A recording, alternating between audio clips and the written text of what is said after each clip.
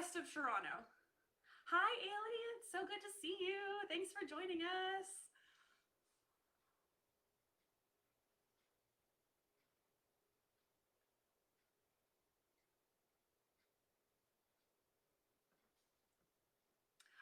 So happy to hear it, Stephen. Make sure you tell her I say hi.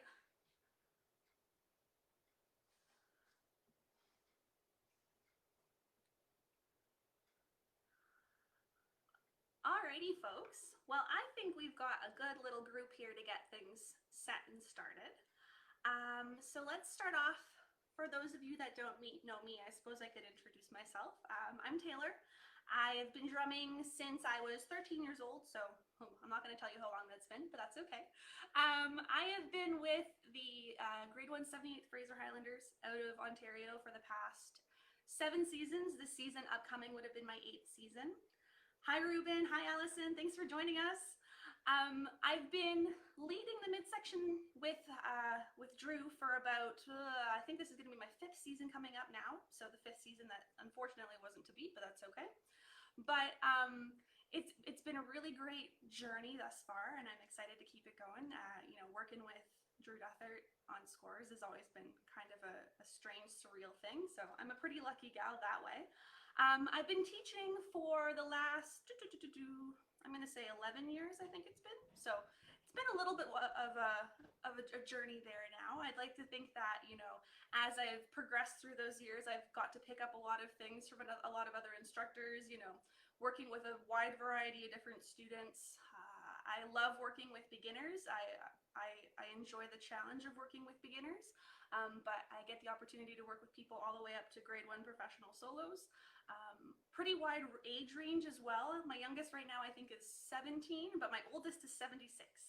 So there's a lot of really cool experiences, really cool people that I get to work with, which is really exciting. So let's do some drumming, shall we? I think it's time to get started here. Because you're my first lesson of the day, I haven't taught anybody beforehand. I'm going to teach a couple people this afternoon. Before my first lesson, I always like to get myself warmed up.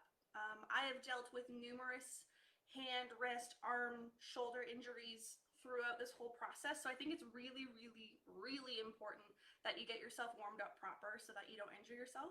You don't end up with creaky shoulders and elbows like mine, and I'm sure there's a lot of people out there that deal with the exact same thing. So I'm just going to stretch it out a little bit. If you want to stretch with me, feel free. Just trying to get those arms going. She's sore. I didn't teach yesterday, so I'm going to feel this for a little bit, and that's okay.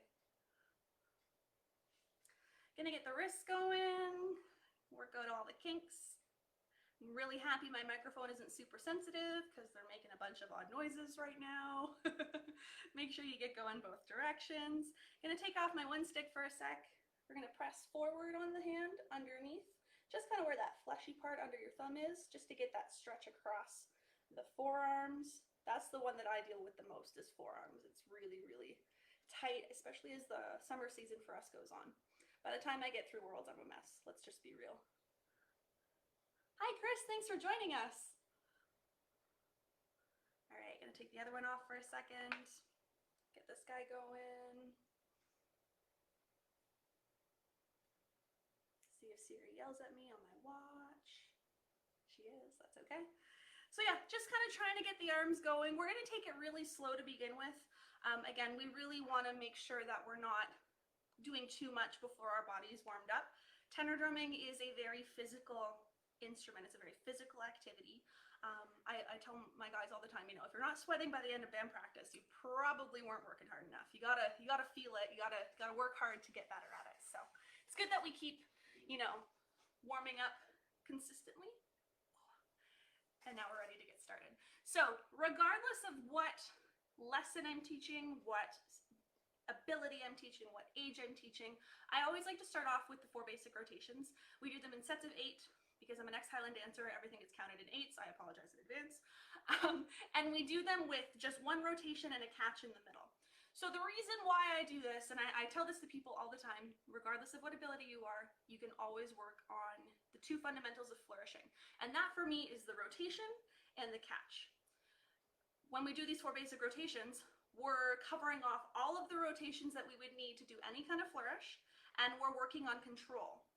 You need control in order to rotate successfully and vice versa. You need to have both things working in time and in tandem to make sure that your flourishes look as neat as possible.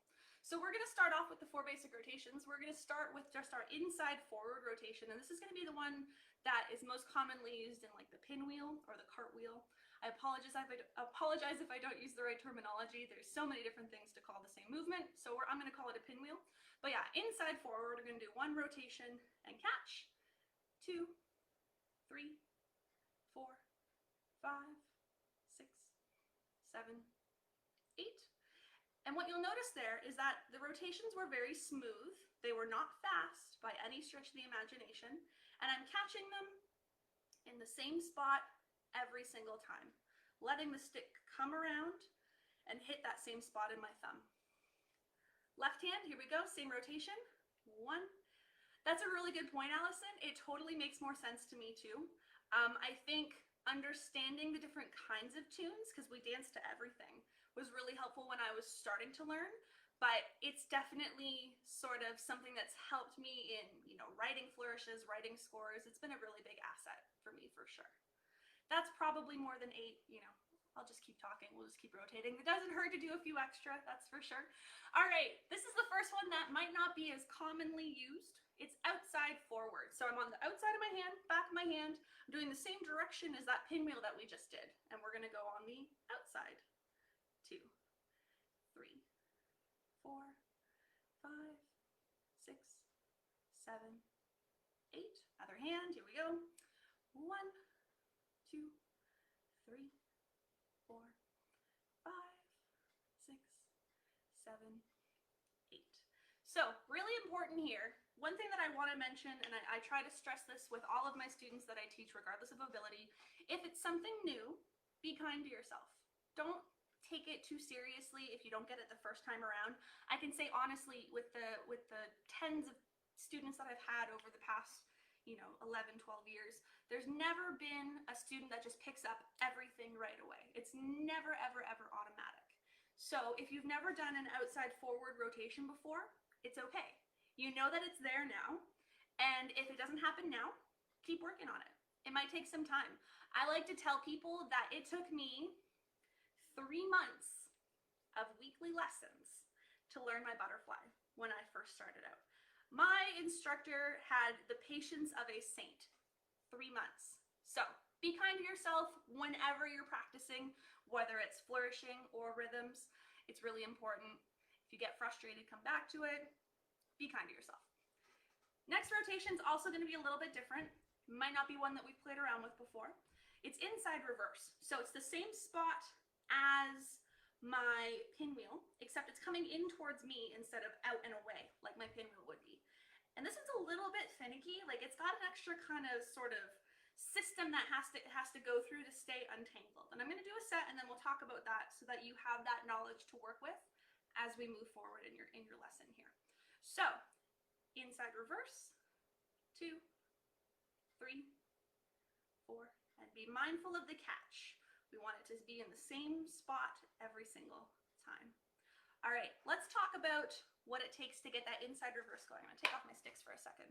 So when I come around, there's a tendency for that stick to stay on the inside of that cord. And look at that. That is a beautiful tangle. Grade A tangle right there. And I'm sure y'all know what I'm talking about when it comes to that.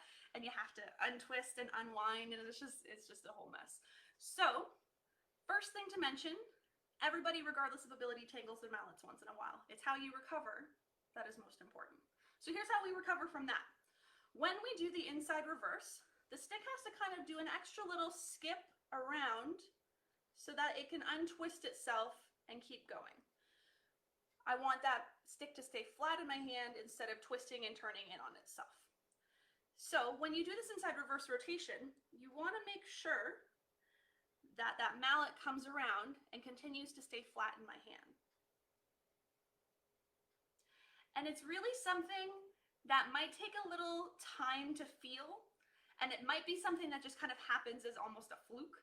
But when you feel that extra little skip around and it ends up staying flat in my fingers, It's one of those like eureka moments. It's like, that's what that is supposed to feel like. So if you're not feeling it yet, have no fear. It's gonna take a little bit of time. Think about me struggling through my butterfly for 3 whole months. You'll feel a lot better, I promise. All right, we're gonna do this on the other hand, and then we are going to keep going with our rotations. 1, 2, and this one goes straight up and down. 4, ooh, that was a bad one. 4 for me. 5, 6, 7, 8. Remember, these rotations are to make our bigger flourishes better. So be honest with yourself as well as being kind with yourself. My 4th one in that last set hit my arm. I wasn't paying attention. I got a million other things on my mind. You know how it goes. Go and do an extra one. Make sure that you're putting your best 8 out there. We want to make sure those 8 are the ones that count. The ones that are going to build good habits, good flourishes, and good tenor drumming. Alrighty, last one. This is the one that we use most commonly. It's our outside reverse rotation. It's half of a split the feather or a double. We're gonna go 1, 2, 3, 4, 5, 6, 7, 8. And notice when I'm doing this, I'm not keeping my hand turned around. The back of my hand should not face outwards. Rather, it should turn around so that my palm faces outwards, or my palm is slightly on a diagonal or in. If I'm turning my hand, I can't keep that straight, and I cannot control the catch as well. So be really mindful of how that rotation is coming around. Allison's got a question. Is the little skip almost like a little wrist flick to regain momentum? I think you're talking about inside reverse, I'm assuming. I would say that it does help in regaining momentum, but I don't want you to think about it as being the momentum builder. The momentum comes from the beginning of the movement. It's when I pull my hand up and come around. It is like almost a little bit of a flick, but I wouldn't say it comes from my wrist. One thing that I do want to stress here is that these rotations are all coming from my fingers primarily, and then the rotation of the wrist. Any extra rotation is just going to interrupt that rotation's momentum. It's going to get a little bit wild, it might tangle. We want to keep things as smooth and as small as possible. So I would say it's almost a finger flick instead of a wrist flick. When I come around, I had to remember what rotation I was doing. Whoops. When I come around, I am kind of pushing it forward with my pointer finger to kind of get it before it tangles and then bring it back around. Hopefully that answers your question. Hello from Germany, Andrea. Thank you so much for joining us. That's amazing. Alrighty, we have one more set of outside reverse rotations to do on our left hand. 1, 2, keeping my mind about that palm. 3, 4, 5, 6, 7, 8. Very good. Alrighty, so I took a little bit of a look at our list from that poll that I put out on the Rhythm Monster Drummer Subscribers page. And thank you first and foremost for answering what day would work best for you. I think it's super important that we could reach as many people as possible. So that was very good. Thank you so much for your responses. A lot of the questions that I got had to do with broader topics that I'd like to save until the end, where we can kind of just sit and chat about things. I'd like to do some of the flourishy and the rhythm stuff first, if that's all right. But the one thing there's 2 big things actually, now that I'm looking at my list again, that came up about flourishing. So let's tackle those first. I'd like to tackle a couple more things, and then we'll talk a little bit about rhythms, and then we'll talk a little bit about the broader scope of things. One thing that I like to mention is when I am building a lesson plan, and this is something, Teachers for Teachers, I like to include these in whatever I do, because I know a lot of you end up teaching beginners or teaching other members in your band a new skill, and I think it's important that we share teaching tips as well as technique tips here. I like to divide my lessons into, so I teach for an hour, that's usually like my billable hour, and I like to teach it in 20-minute segments. So 20 minutes flourishing, 20 minutes rhythm, 20 minutes scores, putting things together, the broader scope. So we're going to follow a similar pattern here today. Alrighty, so the first 2 things that I want to cover off for flourishing today were per user request, per request from that poll. It is crisp arm movements when things are going up. So I'm going to take that and put it into a stall. So we're going to talk about strong open hand and closed hand stalls. And We're also going to talk about palm outs, which is one of my favorite things to teach, so I am very happy to work on those with you guys. Awesome. Alrighty, so let's talk about open hand and closed hand stalls. So first things first, if you're only at the closed hand stall phase of your progression as a tenor drummer, it is totally fine to keep working on those as closed hand stalls. They're very useful. They're very handy to keep nice and firm, nice and rigid if you have to hold the mallets up there for an extended amount of time.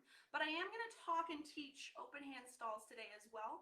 I prefer open hand stalls in my own playing. It's what we use with the phrasers. It's what I encourage most people to use. And the reason for that is because when you're coming up into an open hand stall, you can really use that as a tool to move into the next thing. With a closed hand stall, you have to restart the momentum. You have to open the hand and push. Here, my hand is already open, I just push. It's a little bit more responsive, it's a little bit faster to get in and out of things, and we know that with stalls, we're usually moving to the next thing pretty darn quick. So, let's talk about some open hand stalls here. Open hand stalls. The way that I like to start working on open hand stalls is with my hands turned sort of palms up so that my sticks are ready for the stall movement here. And that stall movement is that inside reverse rotation, up. Let's just recap that stall movement here. So I'm scooping it into my hand and pulling it up. And one. On the other hand here. And one. And one. Now what you're noticing maybe here is that the stall happens and then I'm putting my stick up. This is one of those strategies that you can use to make the flourish a little bit crisper, a little bit sharper. If you're controlling the stick before it gets to the final destination, you can really control where the stick is going to be when it gets up there and what it's going to look like. So this is one of those ways that you can really sharpen up the arm movement. I'm going to move back a little bit here just so you can see a little bit more. We're just going to keep doing this with a closed hand for now. I'm controlling it and I'm pulling it up. And when I'm pulling it up, I'm thinking about two things here. One, are my pinkies lazy? If your sticks look straight to you, dead on, if you're looking up, chances are your stall is leaning back. We don't want to be able to see all of that stick there. Rather, I want to push my pinkies forward. Ooh, Allison, I'm covering this off as you type. This is good. I want to push my pinkies forward, and if I look up, I can see the stick kind of pointing straight up instead of the head towards me. So this is a really good strategy if you're working on things at home. You don't necessarily have a mirror. If you can see that mallet leaning towards you, you want to tense up that pinky and push it forward. It's the difference between the stall looking like this and looking like this, here to here. And that is all happening because my pinky is moving in line with the rest of my fingers. My pinky's back here, my stick's going to be back here too. Because in my closed hand stall, that's really the only finger that is keeping that stick from moving backwards. So when I come up, making sure that the stick is controlled, my pinkies are not lazy. The other thing that I want to do is make sure that my arm line is looking good.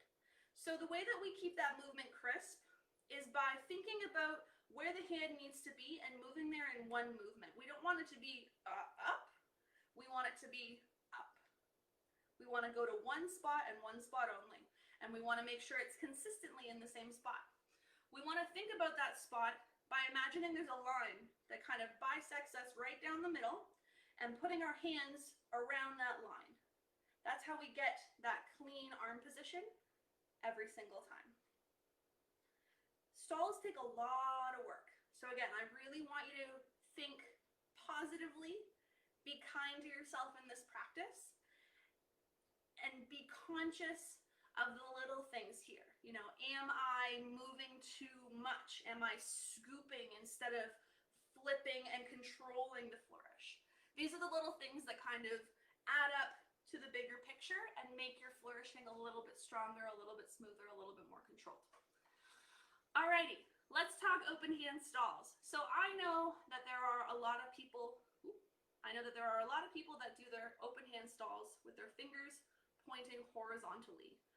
I can't. This is really hard for me. I don't like it, and I feel like I don't have any control. One thing that I always appreciate is having extra control over my mallets. I don't know about you, but it makes things a lot easier. You know, when I tie my cord on, I'll do an extra loop for more control, and my open hand stalls are no different. So when I'm doing my open hand stalls, my fingers are at about like that 45-degree angle. They're going up that way. And apologies if that's not the right angle. I'm a graphic designer. We don't math, okay? But when I'm coming up, my hands are not horizontal, because honestly, that's where my stick ends up too. It ends up horizontal.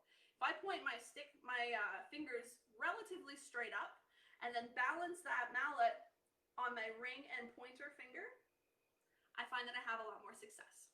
So let's do some open hand stalls together here. If you're really confident with your open hand stalls, this is a good opportunity to check in on your technique. When I'm working with professional grade 1, grade 2 soloists, a lot of the work that we do is making things more efficient. You know, we already have that super solid foundation, that super solid skill base, but we want to make things easy. We want to make things automatic. We want to make things efficient. So if you find that your open hand stall is with a horizontal hand, I would encourage you to try this. See if it makes a difference. See if you get more control out of your movement. So we're going to do our same hand position. We're going to set ourselves up for success here. We're going to flip up, and we're going to balance that stick on our ring finger. And right now, you can see I'm putting the thumb right on the bead of that mallet to give me some control.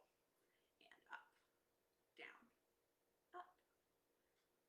Sometimes it ends up veering over sort of in between, or even on my pointer finger, but generally speaking, I like having it on the first pad of my ring finger. Let's try it on the other hand here.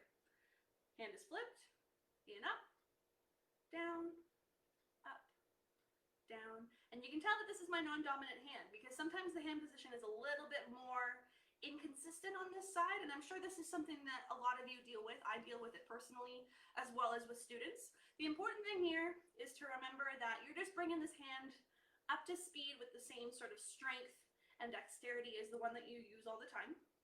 Be kind, be patient with it. It takes a little bit of time. And you will have days where your left hand just doesn't want to do anything. At least I do personally. I don't know about you guys, but it is very much a thing. So when I'm bringing both hands up, to keep this movement crisp, same scenario as with my closed hand stalls. I want to make sure that I'm bringing the stall up. I'm putting it in the same spot every single time, wherever I need it to be. It is lined up, my hands are symmetrical, and I'm using that thumb to balance. If you don't use that thumb, it's the same scenario as with our lazy pinkies and our closed hand stalls. We have a tendency to lean back a little bit. So I like to use the thumb to make sure that the mallet can be pressed forward. It has something to balance on so that it doesn't tip back. Up, down, up, down. And when I'm doing this, I'm thinking about catching it with my thumb underneath as soon as possible. We don't want it to be the last thing that we do. We want it to be all one consistent movement. I will address that in 2 seconds, Martina. But Patricia, that is a good question. I wouldn't say it's trying to catch, like curl under. Rather, it is kind of balancing and resting on the pad of my thumb. And I do push up ever so slightly to make sure that there's tension in my cord and in my mallet. Hopefully that covers that off for you, Patricia. Down, up, whoop, up, down. Now, let's take a quick segue here, because I think Martina has a very good question, and I think it really relates to our flourishing practice today. How tight are my cords? Again, relating back to our previous conversation about me being a flourishing control freak, this is no difference. They're pretty snug. If I put my fingers together, they've got a decent amount of tension on them. I definitely don't want them so that they're kind of flopping over to the side here. You want them to spring up ever so slightly so that you can bounce things off your fingers and all that good stuff. If it's falling over when it's resting on your thumb, there's 2 things that might be happening here. One, Your chords might be a little bit too loose. And again, that's a personal preference thing, so I don't want to encourage you to just go and tighten them up right away, but it might be just a slight adjustment. When I'm breaking in new chords, there's a constant process of adjustment. You know, where can I get this to feel comfortable and consistent? You might have noticed as well that one hand is a little bit looser than the other. Lefty is a little bit looser than the right stick because I need a little bit more movement on my left stick. I need a little bit more of a margin for error on my left stick. It's not significant, but it's enough for me to feel like I have a little bit more movement and a little bit more wiggle room, so to speak, if things go a little bit sideways. So yeah, I tend to keep mine fairly tight. I also tend to tie my sticks on a little bit differently than other people. I'll show you guys really quick. There is a decent amount of video instruction out there about how you tie your mallets on. I have one on my YouTube channel. It's personal preference, but this is how I do things. So, pinky, we make a loop over my ring finger, and this is where most people stop. Most people will then tuck this behind their middle finger and then have it lay on their pointer. Freaks me out. Again, flourish and control freak. No problems here. I have no problem admitting that. Middle finger gets a loop. So now I have 3 loops, and knock on wood, I've never lost a mallet. I'm just putting it out there. It's just a thing. 3 loops is how I've played for as long as I can remember. I've played with other different combinations. It's just what works for me. I tend to convert about 75% of my students, and the other 25, it's a one and done. We don't talk about it again, because at the end of the day, it is what is most comfortable for you. So I would encourage you to give it a shot. Might be something that you want to play around with. The other thing that's a little bit different about my setup, and I promise we will get to palm notes in 2 seconds. I'm going on a massive tangent here, but I think it's important. Let's see if I can get that to zoom in. Yeah, that's a hitch. It's not like your traditional sort of loop over knot. There is a half hitch going on here. What that does for me is it keeps the mallet flat across my fingers instead of sort of stacking one on top of the other. When I feel that stack, I feel twisted and I feel like I automatically have to get that thing untangled. Here, it's flat across my fingers, feels a lot more comfortable, and for me, it prevents it from tangling up as much as the other way of tying on does. Again, similar scenario. Yeah, Patricia's on the same page as me. All good. If you're not, it's okay. Same scenario. If you're not comfortable with that setup and you want to loop it on a different way, that's totally fine. It is whatever is most comfortable for you, and I would be really, really cognizant of the fact that if you do change things up, it's going to take a little bit of time to adjust. You know, when I get a new pair of mallets, let alone playing around with cord and all that good stuff, it takes a little bit of time for me to adjust to the weight. So we work in muscle memory as tenor drummers. We want to make sure that everything is moving consistently. So I really, really want to make sure that I'm not changing everything up for you all at once. Play around with things slowly. Ruth has got a good question. I'm thinking it's this one that we want to talk about. Let me get through palm outs and then we'll come back to that guy. I totally promise. Alrighty, so we've done our open hand stalls and we're thinking about keeping everything crisp throughout that open hand stall. Let's talk about palm outs. So this is by far the most requested flourish that I get asked to teach along with windmill. Palm outs look way more complicated than they actually are, and it's really important to think about things that way, which means if you're overcomplicating the movement by adding too much movement or too much force, you're going to have a hard time learning these palm outs. So be very, very mindful of the fact that it's really important to keep these movements small, and it's really important to keep the movements quiet, which means we're not using a whole bunch of force, we're not moving super fast, small and quiet. I joke with my students all the time. Go slow, move quietly. I could have it on a t-shirt and I could wear it every day for all of my lessons. I would wash it, obviously, but it would be applicable for every single person that I teach, regardless of ability, regardless of age, regardless of how long they've been playing, it would still be applicable. Keep that in mind as we go through these palm outs. So palm outs, it's a 3-part movement. You need to have your figure 8, and then there's an extra little loop that we're gonna go through in a moment here. Figure 8, or our in-out, is our inside forward, outside forward movement, looped together. All a palm out is that extra little loop on the outside. I call that movement a circle stall. Although in this case, we're not actually stalling, I call it a circle guide. We'll get there in a sec.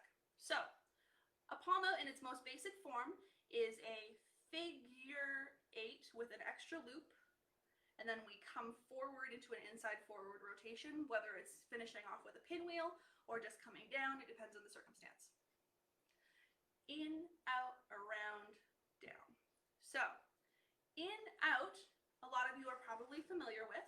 The around is the part that gets a little bit tricky. This is our circle stall movement.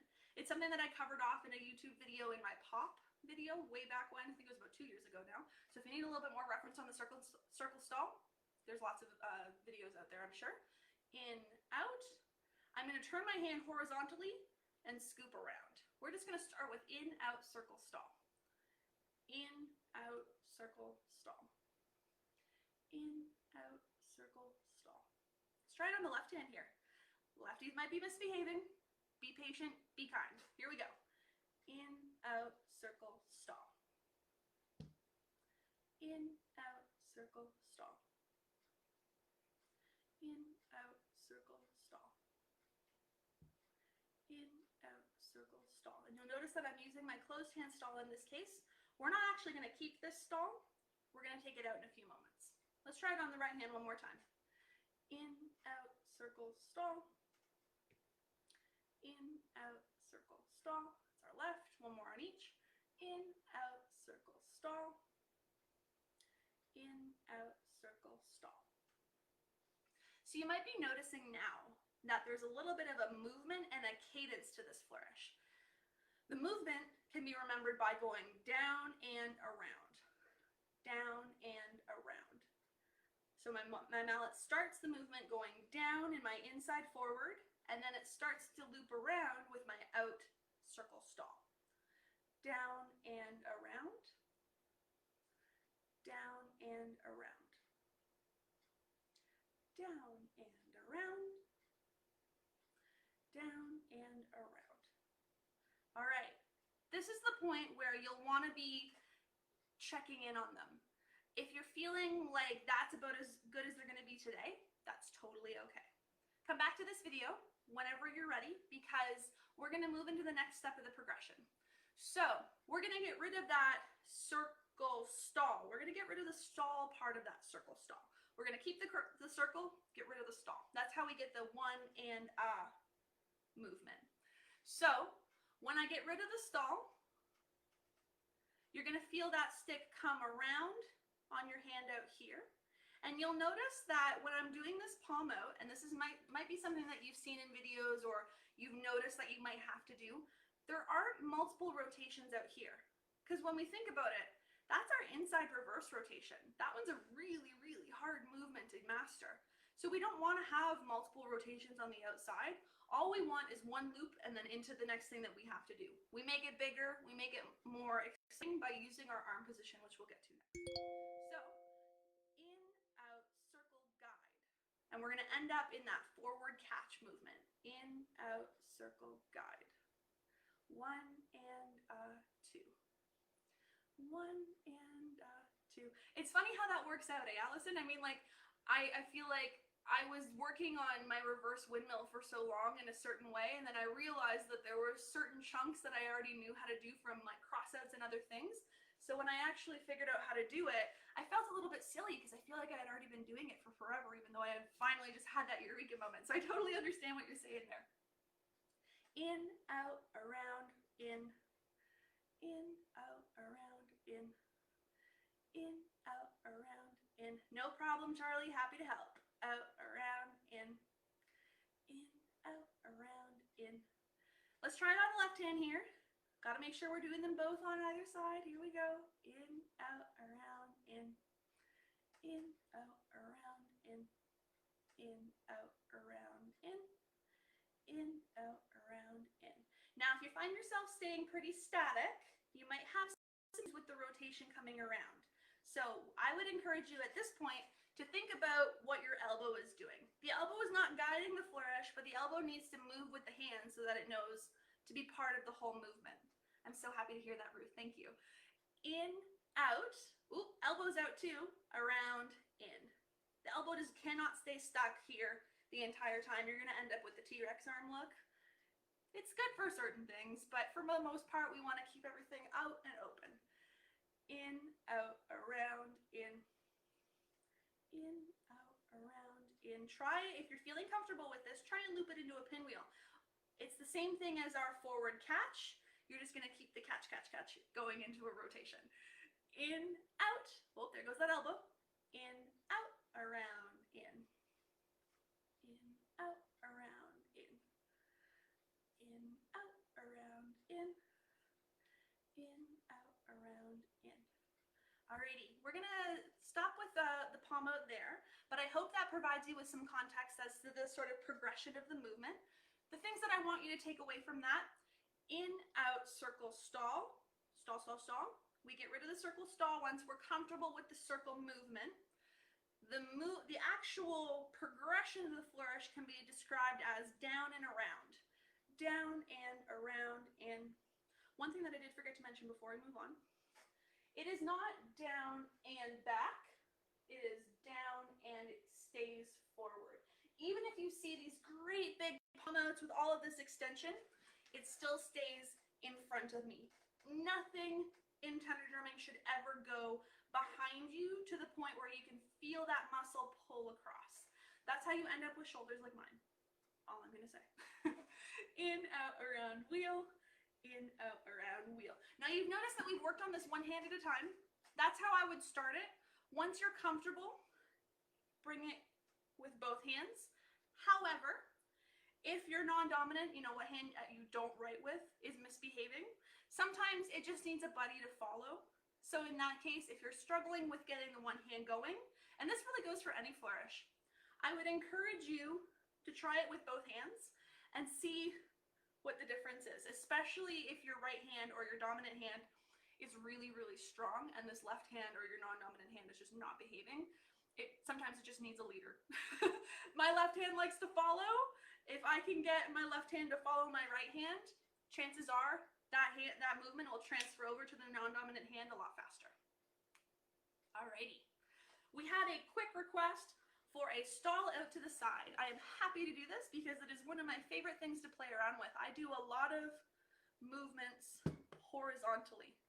So, that was the table for the record. Thank goodness I didn't knock anything over.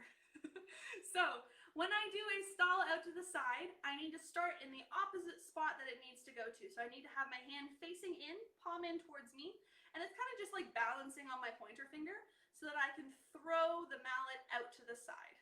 I'm moving horizontally, which means the mallet rotation needs to travel horizontally as well. If your stick is vertical, it's going to be pretty hard to get that thing around to the side. You want to start it with a good sort of horizontal movement to mimic that horizontal movement the opposite way. So here to here, and then we're down. Let's try it on the left hand. Here to here, and then we're down. Here to here, and then we're down. Here to here. I have a couple students on the call right now, and they will, I am sure of it, have seen this before or will be seeing it very shortly because we do a lot of flourishes in this. One thing that I would encourage you to play around with once you've got that open hand stall kind of, or that side stall rather, that slide stall kind of comfortable, I would encourage you to see what you can do with a flat single or a table with that. So first and foremost, I can just toss that stick in, out, ooh, back into a table. So I'm getting my fingers in the way, out, back into a table. Or we can, you know, zhuzh it up a little bit. We can do a single hand bounce, that sort of butterfly, monkey crawl-esque movement into that side stall. So all of a sudden you've taken a humble table or flat single and elevated it to a point where it's basically unrecognizable. You can really play around with this once you're comfortable with that horizontal movement. So I would encourage you in your practice to make sure that when you're working on these horizontal movements, you're doing everything very slowly and you're very conscious, very, very, very conscious of where the stick is. If you feel your stick kind of slowly trying to edge back to that vertical up and down movement, stop what you're doing, reset. The last thing we want to do is build a bad habit. Bad habits are the worst thing to pull out of in tenor drumming because, like we were talking about before, we are so muscle memory based.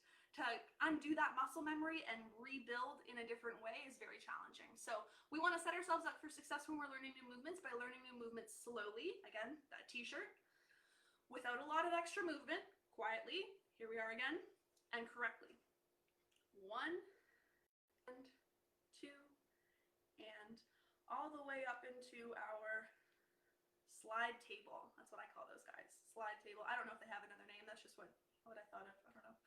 Slide table. So I would encourage you as part of your creative process when you're working on new flourishes and trying to think of different things to put in scores, to take that kind of movement, that sort of open hand or side stall movement, and see what you can come up with. Play around with it. There's so many cool things that have not been done yet, let me tell you. I'm always on the hunt for the next cool thing.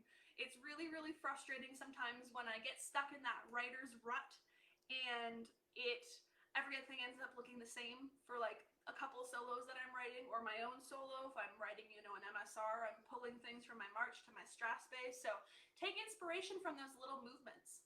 Sometimes those little movements come from when you're just warming up, when you're just doing that thing that everyone does when the pipers are tuning. Yes, everyone does it. Don't be ashamed of it. It's just a thing. Sometimes those flourishes can come from those movements. That's where that came from for me, for sure. Boop, boop, boop. Hopefully that was helpful. I'd like to spend a little bit of time now talking to you guys about a couple things. I don't know if we're going to have time to get into the rhythm end of things today, but I will try my best to cover off at least one thing. A lot of the questions that we got on that poll were really sort of broad questions about sort of how I tackle certain elements of my job, which is teaching, but also score composition, playing solos, playing with the band, that sort of thing. So we're going to take our mallets off for 2 seconds. I think we'll finish off with some rhythm stuff for today, but I really want to tackle some of the things that don't get talked about. When I do these lessons, I feel like we do a lot of flourishing, a lot of rhythms, but we don't talk about how we put them together. So let's talk about that. So first and foremost, the question of how I would put together a solo. And I have never been asked that, so thank you. I can't remember who asked, but that is a very, very, very good question. How I put together a solo. So first and foremost, I am very lucky because I have in my immediate family unit, a professional snare drummer and a grade 1 solo piper. So music for me is pretty easy, and I am very, very lucky to say that. I know for a lot of people, including my students, it's really hard to get people to play for them consistently, and people to play for them properly. It's really important that they're playing to you and not vice versa. So I'm so happy to hear that, Patricia. Thank you so much. So when I'm pretty lucky that way. I live with a piper. He's my boyfriend, and then my younger brother's my snare drummer. So I basically am like, hey, younger brother Matt, what are you playing for solos this year? And then he tells me, and that's kind of how things go. So there's not really any magic that way, for sure. Our long-standing agreement since I was 17 years old when I first went to professional solos is he will always play for me, but I have to play to his stuff. And that might work for you too. So once he's decided what he wants to play, he will send me snare recordings, and then I will sit down and listen to them until I'm sick of them. Because for me, it's really, really important to understand what he's playing and how he's playing it to understand how I should best interpret that music. So I'm talking not only flourishes. Flourishes actually come later in this process. I'm not even there yet. I'm talking about rhythms, and I'm talking about the dynamic of how he's playing those rhythms. A tenor drummer should never play their drum without thinking about the way that they're striking their drum. And I'm talking about the weight of it. I'm talking about how much they're playing, how little they're playing, why they're playing it. Everything has to be done with a purpose, and that includes the writing process. So when I get that recording from my brother, I'm listening to the snare score. I like to have the snare score in front of me too, but it's not completely necessary. And I'm listening for key accents, key parts that I want to pick up, and how he's playing them too. Not just listening to the taps and rolls and all that good stuff. I'm listening to the variation in the volume and the shape and how he's expressing them too. Because I want to mimic that as best that I can on my tenor drum. We know that we can't play all the snare rudiments out there. You know, it's really hard to play complex rudiments with these little tiny sticks that we have. So the part of the process that comes next is, what can I tackle confidently and consistently on my drum? So with my instrument, with those mallets, with the way that my drum is set up, what is going to sound best? I tend to write too much rhythm and then pare it back. I know a lot of people tackle it that way too. I like to do that because the rhythm for me provides the foundation for the flourishes. If I'm not playing that rhythm, I still want to mimic that rhythm in my flourishing. And that's kind of a bold statement, I feel like, because a lot of people do flourish to the piper too. For me personally, that doesn't work. I am honestly not listening to the piper when I'm playing my solo. I'm listening to my brother. I hope my boyfriend is not watching this right now because he would kind of be upset with me. But anyway, it's important for me to understand the entire score regardless of what I'm doing. So I've written out my rhythms, I've written out my dynamics with my rhythms. If those dynamics change on my brother's end, I need to know so that I'm playing them comfortably. Just like, you know, score changes, dynamics changes do happen too, and it's important that I'm pulling those as well. Once I'm comfortable with that, I then start picking apart that rhythm section that I've written, and I start taking things away, and I start then building flourish ideas. And this is very strategic in how you want to approach this, and it's very personal in how you want to approach this. But for me, I prefer keeping things small and then building on things from there. I also like to start out my solos and finish my solos in a certain way.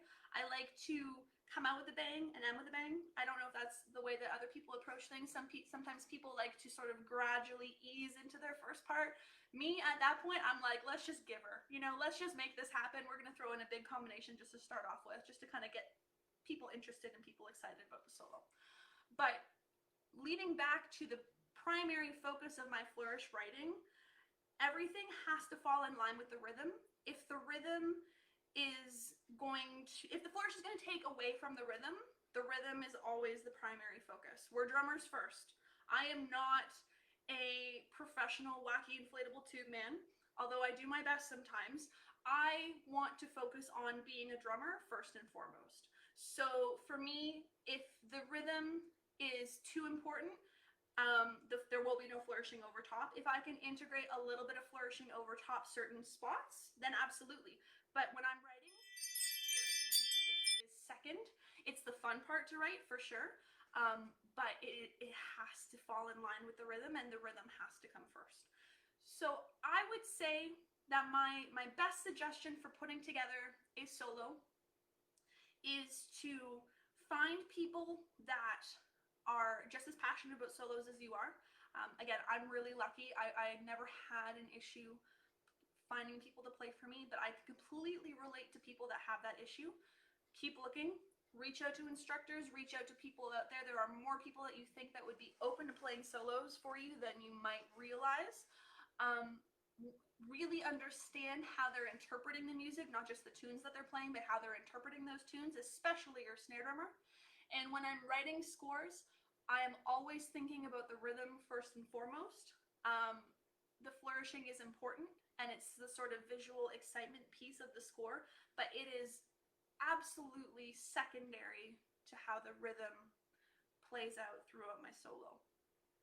So I hope that helps answer the question how I would put together a solo. That's kind of my creative process. The way that I approach hornpipes, reels, and jigs, this was another really good question that I actually had to think about because, you know, sometimes it just ends up coming down to, oh, it's another score I have to write. But there is a different way of interpreting those. I think for people of all abilities, these three signatures are often the most difficult to flourish to because of speed.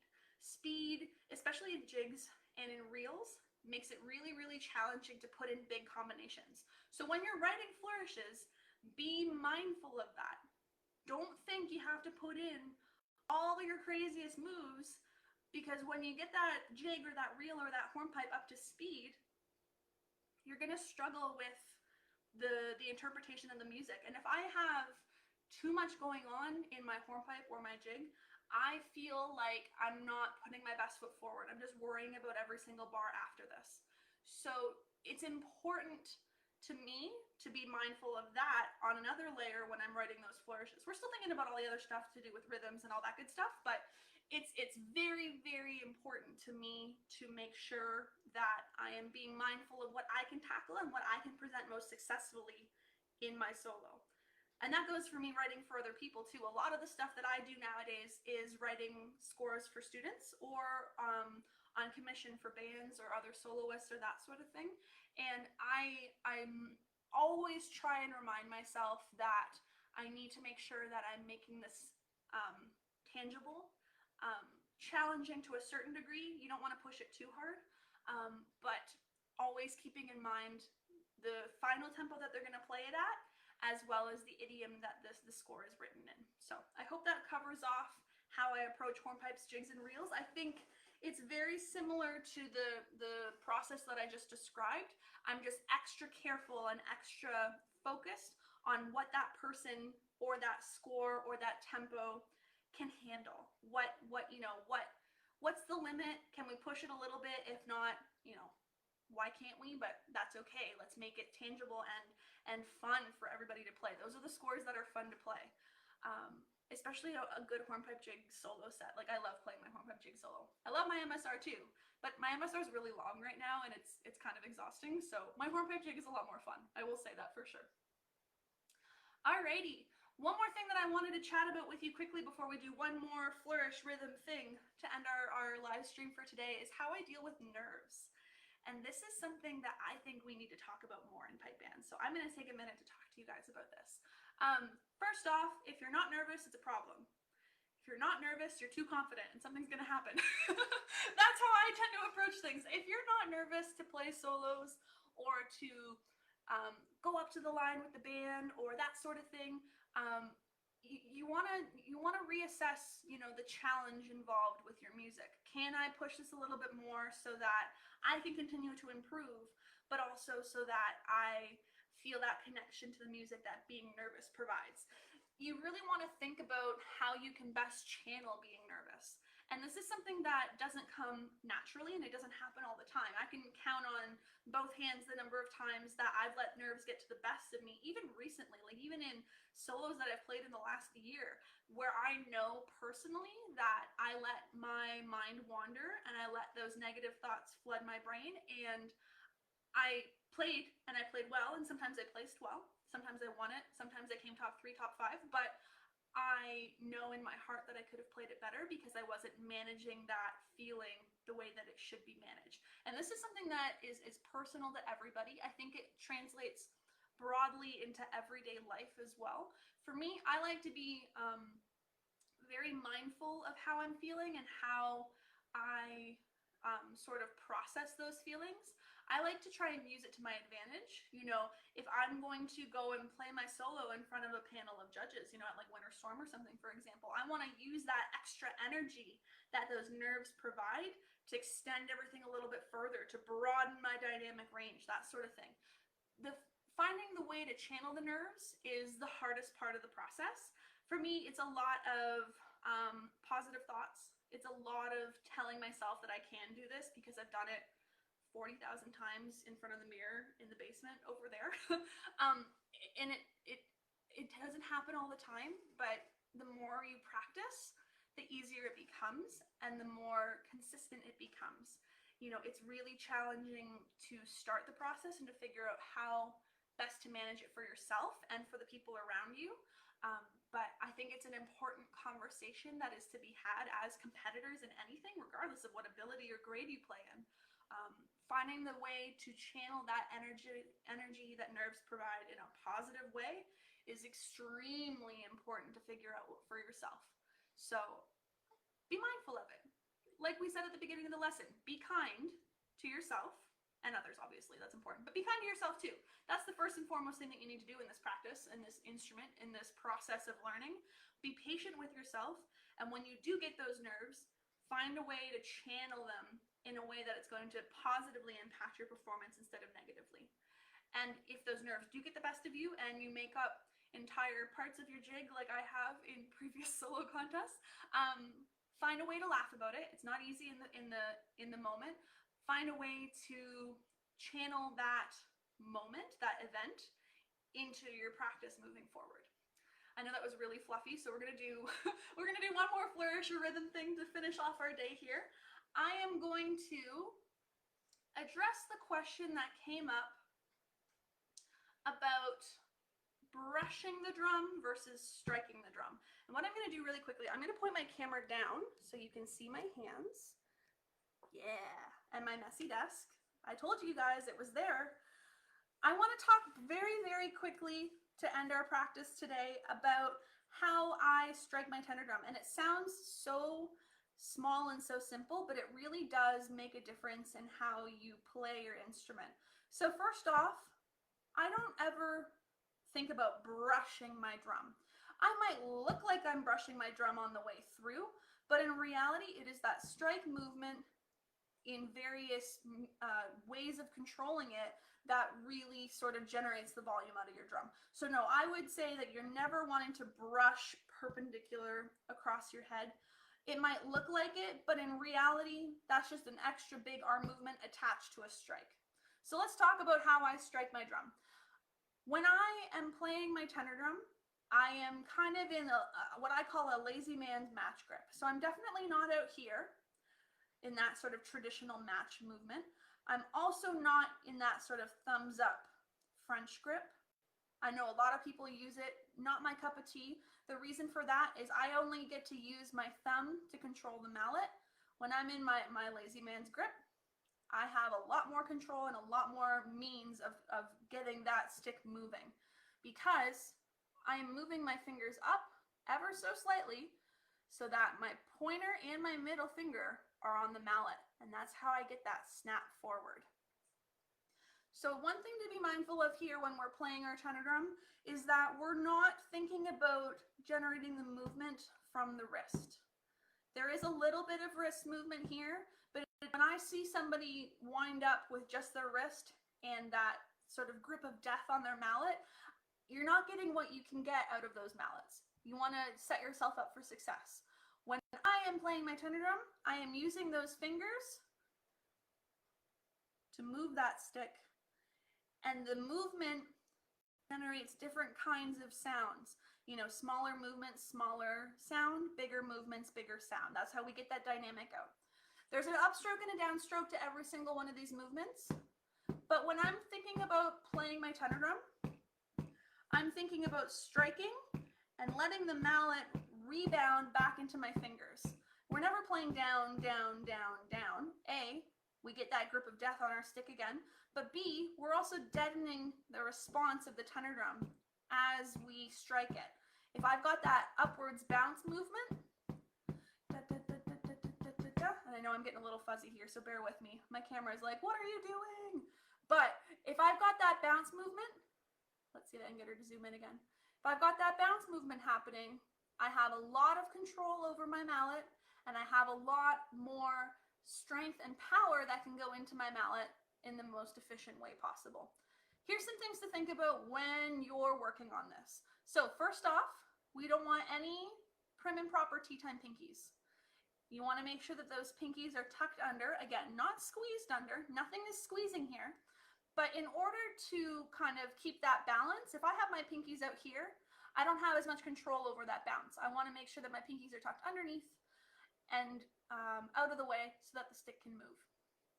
Second thing is you really, before you even try and put this on your tenor drum, you really want to establish the control and the consistency in your hands. So here's a couple exercises that I use with students or on my own just to get the feeling of that stick control. Now you can use this with a tenor mallet, but I'm going to show you with a snare stick. One thing that I really want to stress is that I never practice my entire, rhythm section of my solos, for example, with a snare stick, because if you look at these suckers, they are completely different in feel. I need to feel what I'm going to feel when I'm playing it on my drum. So I practice everything with my mallets. I use hard mallets, but I'm terrified to flourish with them. Full disclosure, you know, I've given myself a black eye before. It's not fun. So when I'm playing, I generally use my normal mallets, but I do love my hard mallets a lot when I'm practicing my rudiments or when I'm working on writing rhythms for other people or for my own solos. But one exercise that I really like to do is just that snap action, pulling back and forth into the butt of my thumb here in the palm of my hand. And the reason why I like this exercise is because it works on that stick movement, that sort of trigger grip underneath, but it also provides you kind of with like a sense of where your consistency is at with your strike. If you feel like your stick is traveling all over your palm, your hands aren't quite strong enough to get that movement going. So this movement here is a great way to work on your consistency. You'll notice that I'm able to get it pretty consistently into the base of my thumb here on my dominant hand. But look out, when you put this on your non-dominant hand, I'm going to get it set up here, you might find it a lot trickier. And you can see with me, this is the pinky that likes to stick out, so I have to be very mindful of keeping that pinky tucked in or else she's whoop, out she goes. So you can do that with a snare stick if you got them. You don't need them though. You can take your mallet off of your fingers and do the same thing, or you can just practice it with your mallet on and do the exact same thing. And if you transition from a snare stick back to your tenor mallets, you'll notice right away that it feels completely different, which is why it's so important to practice your rudiments with your tenor mallet, in my opinion. So, covering off the sort of fundamentals of how I approach striking the drum. I'm striking obviously in the center of my instrument. You never want to strike around the sides of the head. It produces a completely different sound. Striking in the center of my instrument, using my fingers as the trigger instead of my wrists or even my elbow. I have seen it all, let me tell you.